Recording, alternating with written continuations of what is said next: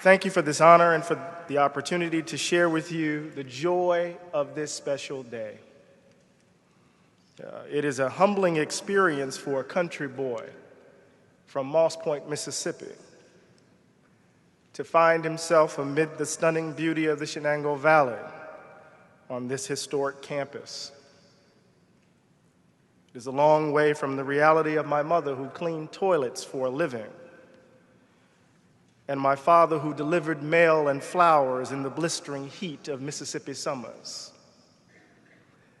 Life is funny that way.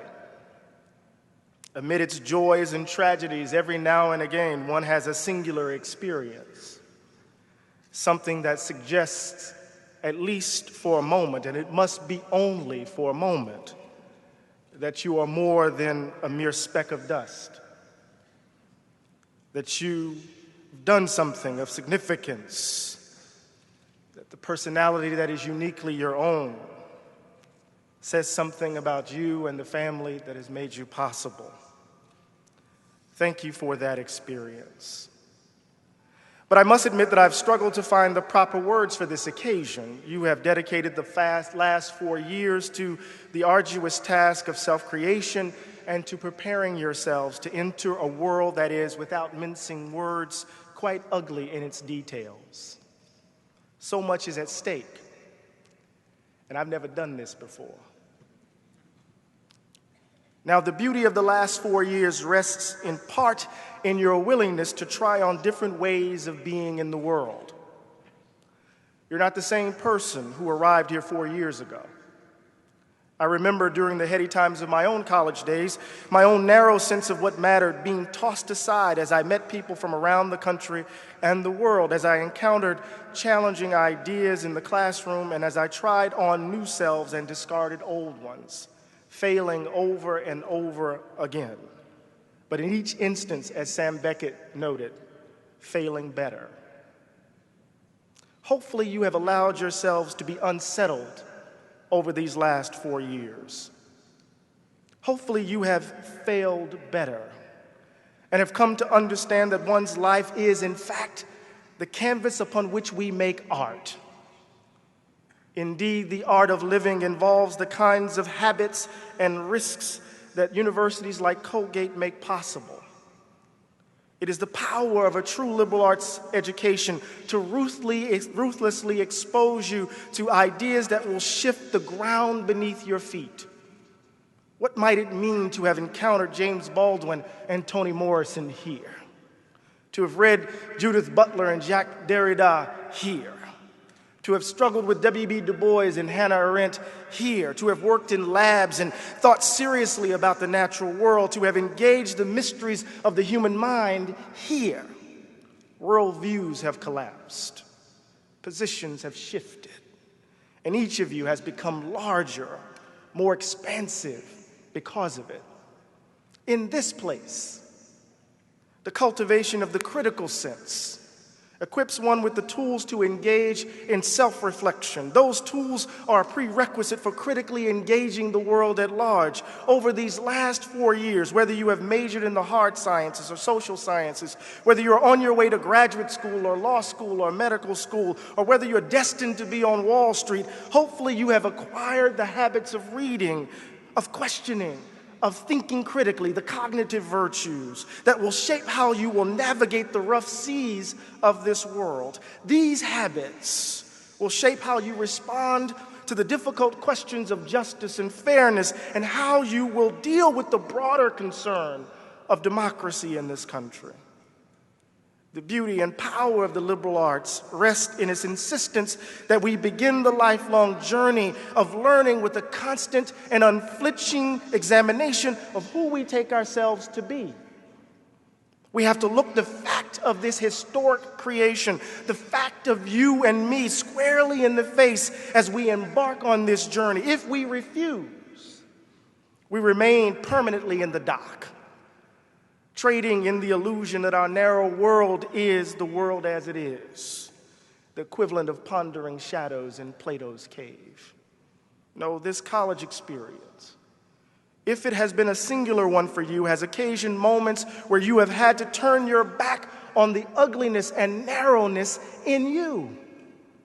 And that has been the only way that you could have reached, as Ralph Waldo Emerson would have us do, for a higher self. In doing so, you have made it possible to be better and to do better.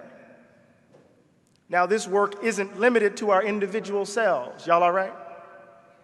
I'm just checking on you. It's a little Baptist preacher in there. You've made lifelong friends over the last 4 years.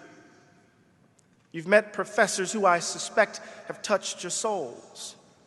They, like the artist Buford Delaney to James Baldwin, directed your eyes to see beauty in the most unexpected places. In short, you've built community here, loved and cried with others here. And in their own unique way, those others have helped you become the person who sits here today. And in many ways, you have remade this place. Colgate University does not belong to administrators, to the board, to the faculty, or to some abstract idea of tradition. Colgate belongs to you. And your presence here, along with your classmates, unprecedented because of the distinctiveness of each and every one of you, occasioned a moment to make this place anew, to shake it at its very foundations in the name of the principles that make it such a very special place. Together, you have challenged Colgate. Some 300 among you occupied the administration building, I hear, for 100 hours.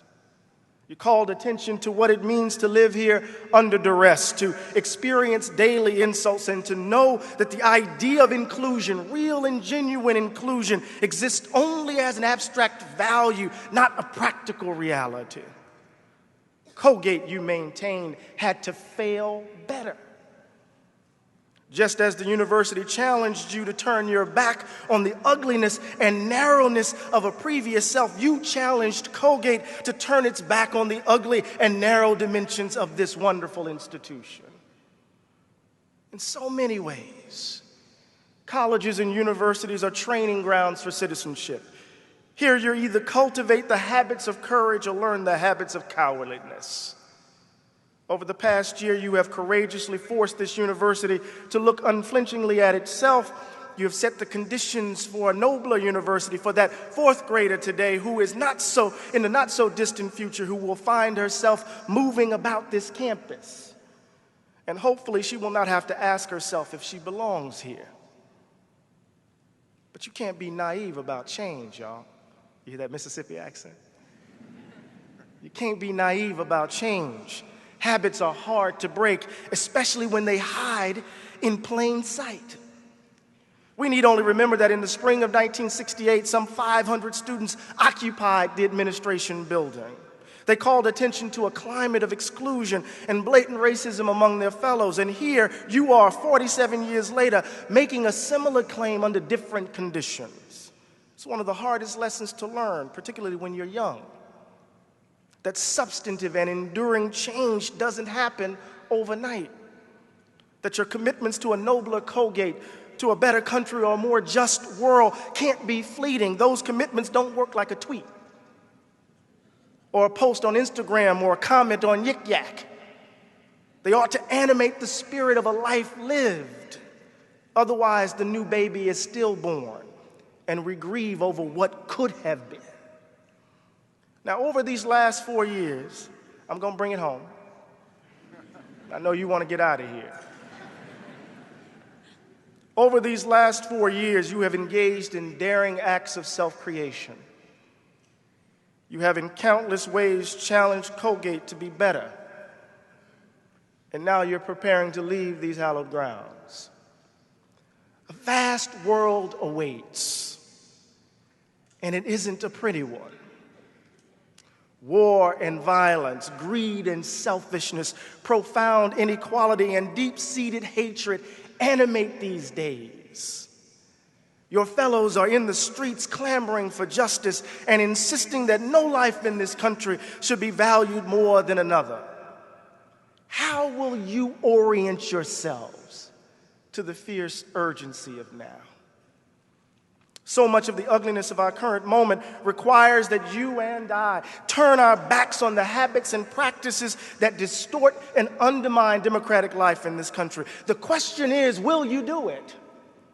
Do you have the courage to stand up and confront the powers that have hijacked the country in the name of greed, hatred, and security? Can you lead a revolution of value where we change how we view government, how we value each other, and change what we take to be ultimately meaningful in this country, where material success doesn't define the fullness of who we are or who we aspire to be? Members of the class of 2015, will you do the work to free up your imaginations, to dare to believe that this world can be different? All possibilities, even in the darkest of times, reach us through our imaginations. You and I must seize hold of the idea that a different arrangement of things is possible. And you must do so with passionate intelligence, in which you bring the fullness of what you have experienced and learned here at Colgate to bear on the world as it is, in the hope of a world as it could be. Now, we must turn our backs on unintelligent and uninspired action.